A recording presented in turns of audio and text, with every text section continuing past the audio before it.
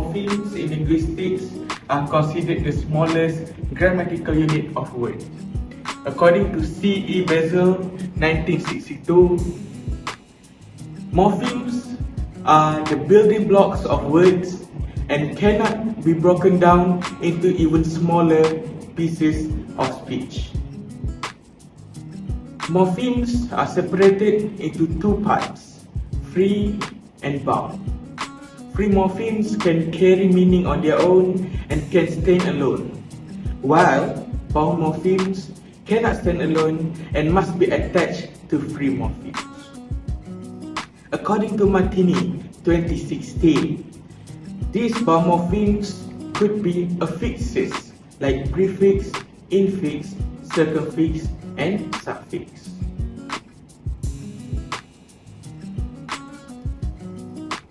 Yeah, I have read about bound morpheme somewhere.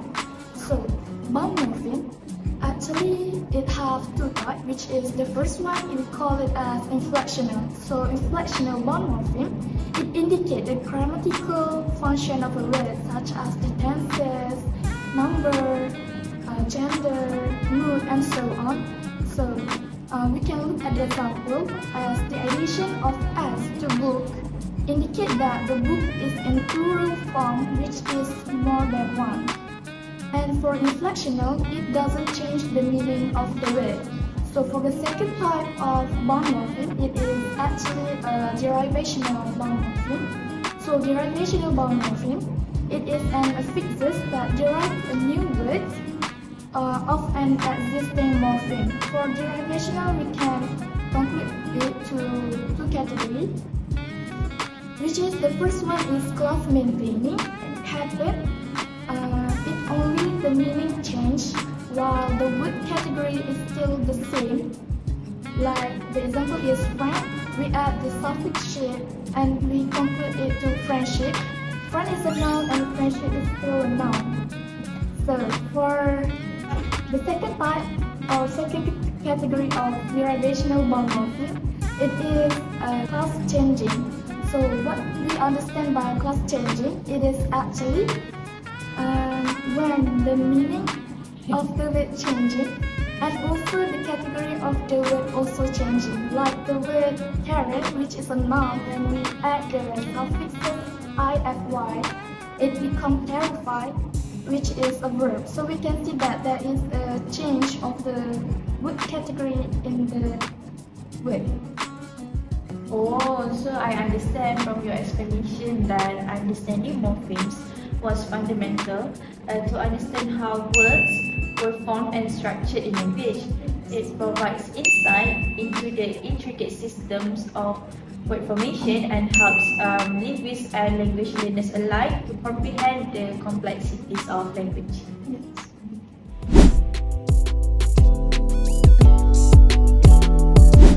I am walking. Walking is a great exercise. That's a disappointing show.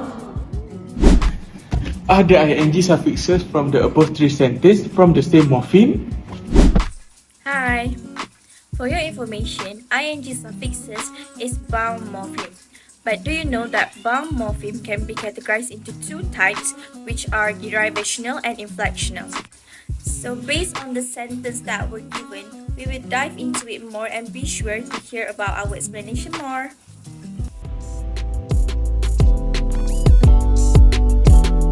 So from this sentence, the word walking is an inflectional morpheme where there is no derivation added into the base word. So inflectional morphemes are affixes that adds grammatical information into an existing word. In this case, the verb walk becomes an inflectional morpheme where it turns into a verb in the present participle tense by adding ing at the back of the word. So this process does not change the meaning of the word but only adds extra grammatical information into the word. So according to what is present participle tense, definition and example 2023, present participle is a tense that is used to describe an ongoing action, but however, it can also be used as an adjective. So verbs are words that describe an action, states or occurrence. Walking falls under the category action verb. So action verb refers to an action that are performed by our body or object. For example, the word swim, sing and also run.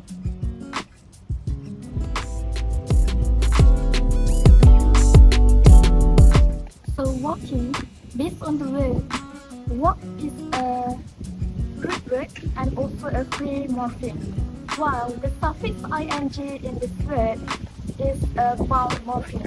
So here, walking acts as a gerund.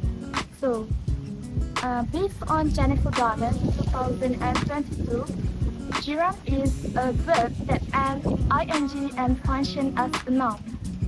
In this sentence, walking has undergone the word formation process of derivational. We can look that the bound morpheme is actually a derivational bound morpheme because the meaning of the word changed and also the category of the word also changed from verb to a noun. To check whether walking is actually a noun phrase or not, so we will use the constituency test. So for me, I will use the standalone task. To use this task, we will firstly have to create a question. So the question that I have proposed is, what is a good exercise? So and then I will choose two phrases. The first one is walking, and the second one is walking is. So to check it, based on the question, what is a good exercise? The first answer is walking. So if we look at it, walking itself has conveyed a complete answer to it. While if we test with the second option, what is a good exercise? Walking is. It is actually grammatically correct. So we can conclude that. Walking itself is a noun phrase. In the sentence, there is a disappointing show. The word disappointing goes through two morphological processes. Initially, the suffix ing is added to the verb disappoint, creating the present continuous tense disappointing. As in the example sentence, you are disappointing me. In the sentence, the word acts as a verb to disappoint and there is no change in the category of the verb. The word undergoes the derivational word formation process by adding the suffix ing, which is an inflectional morpheme. Subsequently, disappointing transforms from a verb to an adjective through the conversion process without any addition or reduction of a word, resulting in the present participle adjective disappointing. Disappointing in the sentence function as an adjective, modifying the noun show. So the suffix ing in the sentence is a derivational morpheme as it changes the meaning and also the category of the word disappointing. We have come to an end of our explanation. So to conclude, the ing suffixes in the first sentence is an inflectional bound morpheme, while the ing suffixes in the second and also third sentences is a derivational bound morpheme. Why, bro? It's lagging, bro. Lagging? Yeah. There's no more storage, bro. I don't know what to do. Bro, I think you have to uninstall all your apps and games, bro. I think that's the reason why your phone is lagging. Okay, install. And done. Whew. Now you have become the uninstaller. How does it feel to have the power? Okay, enough. Okay, I heard that you and the other person have something going on. Is it true? No lah. That's untrue, bro. It's untrue. Yeah, because for you and me lah. Mm-hmm. I think it's unlikely for us to be together. Why is it unlikely?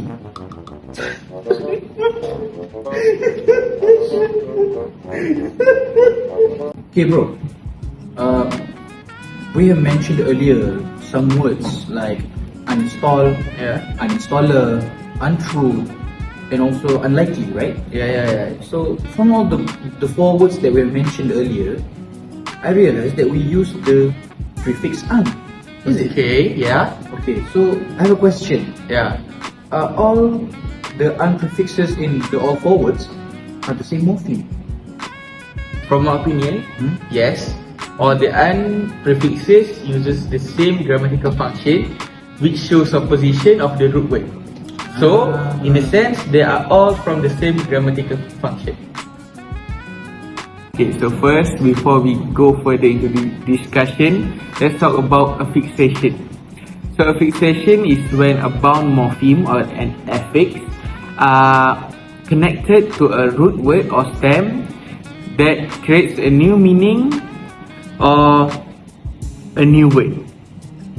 Affixes are bound morpheme that cannot stand alone and need to be connected to a root word. According to Wen Gotham 2020, a fixation is the morphological process that consists of adding an affix, which is a bound morpheme, to a morphological word. Based on the four words above, we will dissect each word using a tree diagram, or also known as the morphological tree diagram. A tree diagram visually represents the hierarchical structure of a word, and also it shows the position of its morphemes, like the position of prefix, root word, and also the suffixes. And the reason why the tree diagram is called a tree diagram is because, based on an article by ASQ, a finished tree diagram will look like a tree, bears a resemblance to a tree with a trunk and branches. From the tree diagram that you can see here, we know that uninstall or the word install is the root word. The word install is a verb that means to connect or set in position or prepare for use. A verb is the action that is taken by someone or something. So according to the what is verb from the Walden University, a verb is the action or state of being in a sentence. So the word install is a free morpheme, and the addition of "un" prefix into the word install makes a new word, which is uninstall. Uninstall is a verb that means removing something from another thing. Usually, it is used for computer appliances. The word uninstall is the exact opposite of the word install, and this shows that the prefix "un" means to undo or to reverse. This shows that the word "un" is a bound morpheme, and as we all know, bound morpheme are morpheme that cannot stand alone, and it can alter the meaning of a word. For the next word, uninstaller. Uninstall, in the word uninstaller, it carries the same meaning and the same explanations as I've said before for the first word, uninstall. But with the addition of the suffix "er", it changes from the action of uninstall to become a person or someone that does the uninstalling. What is a suffix? A suffix is a bound morpheme which are added to the end of a word that can change the word class, the tense, the meaning, or it can also add extra information. So, which morpheme comes first in the word uninstaller? Is it the "un" or is it the "er"? From our research, we have found that the word or the prefix "un" needs to come first in the word uninstaller. The reason being, the prefix "un" can only be attached to a verb or an adjective, and it cannot be attached to a noun. So, if come first, the suffix come first, the word install, which is a verb, will become a noun, which is an installer. So, the prefix "an" cannot be attached to a noun.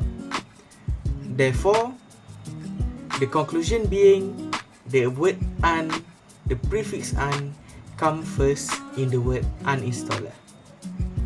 The word untrue above is an adjective which contains the root word true and a prefix "an". Like the word uninstall, explained earlier by Zul, this word contains the prefix "an", and based on this word untrue, it means not true. Adjectives, however, are words that describe a person or thing, based on Oxford Advanced Learners Dictionary, or in general, it describes and modifies nouns. Adjectives describe the qualities and attributes of the nouns or pronouns it modifies or describes. Not only that, it also adds information about the nouns they modify, thus shaping the meaning of a sentence. Hence, in this case, untrue here describes the quality of something being incorrect or wrong. Additionally, untrue is a free morpheme which shows that it is a single morpheme, which means that it can stand alone. Next, unlikely is an adjective with the combination of the prefix "an" and the adjective "likely". What may be assumed from a glimpse of an eye, unlikely here may look like an adverb with an addition of the prefix "an". So what are adverbs? Adverbs are words that modify verbs, adjectives, and also other adverbs and sentences based on Merriam-Webster. Moreover, it expresses a relation with manner that answers the question of how, degree with how much, frequency with how often, place with where, and lastly time with when. Not only that, usually adverbs are recognized with the suffix ly or li at the end of a word, which may explain the confusion with the word above, unlikely. However, the root word likely itself is from the syntactic category of adjective and not adverb, as the word is not a combination of the root word like and suffix ly, which may appear to be so to normal people. These patterns in English affect us as the native speaker of another language moderately. This is due to the fact that morphemes serve an important function in language comprehension and production. As a language model, morphemes help us understand word formation better in the first place because from recognizing morphemes, according to Eugene Anida, 1948, we can understand how words are formed no matter in what language. Other than that, by identifying different morphemes within a word, we can analyze its grammatical function and syntactic structure more effectively. But our competency may vary depending on our level of understanding and situation. In the journey of doing this task together, what we can see is that we can recognize morphemes and the root words easily. Our understanding about morphemes, such as the function of every prefix and suffix when it is being added to other few morphemes, have improved. Moreover, it also enhanced our knowledge about morphology due to using and citing plenty of reliable sources while doing this task together. The skills and knowledge gained are not only academically valuable, but also applicable to real-life language usage and analysis. This experience has strengthened our appreciation for the complexity and beauty of language and has prepared us for more advanced studies in linguistics. Moving on, by completing this research for morphology and syntax report, we have developed crucial soft skills such as time management, communication, and leadership. We learned to plan effectively and balance multiple tasks, enhancing our ability to work efficiently under pressure. Through group meetings, we honed our communication skills, articulating ideas clearly and concisely to achieve consensus. Additionally, we gained leadership experience by taking responsibility and guiding our team towards common goals. Working collaboratively minimized misunderstandings and ensured cohesive progress, underscoring the importance of teamwork in achieving success. And as for the hard skills, this report made us to expand our vocabulary. Not only that, we need to comprehend syntax and identify subtle meanings in text, so clearly it has helped us in our language skills. Furthermore, by comprehending how language is organized to effectively engage and persuade audiences, we got to enhance our copywriting skills by drawing insight from this report. Of course, as students that learns language and linguistics, It is important for us to make good academic writing by not using short forms or other words that can bring ambiguity to our lecture and future readers. By studying how the data was arranged, arguments were made, and evidence was presented in a scholarly way, it helps improve writing abilities in this area. And as we appreciate the knowledge and information that is being used in this task, of course, we need to do the citation. It gave us the chance to become more familiar with several reference styles such as APA style since we need to use it. Citation teach us to properly cite sources in order to prevent plagiarism and uphold your academic integrity. Lastly, we also have employed several strategies to enhance our ability to handle and complete questions more effectively. It has helped us improve reading skills, strengthened our critical thinking skills, and has helped us in grasping the question's intent more precisely. Advanced research techniques and regular practice in analytical writing has ensured that the responses we created were well-founded and logically presented. By integrating these strategies, we were able to develop a robust framework for analyzing and responding to questions, resulting in more insightful, accurate, and impactful answers. This reflective approach not only has improved the quality of our responses, but also contributed to our overall intellectual growth and problem-solving capabilities. This time I want you, like it's magnetic.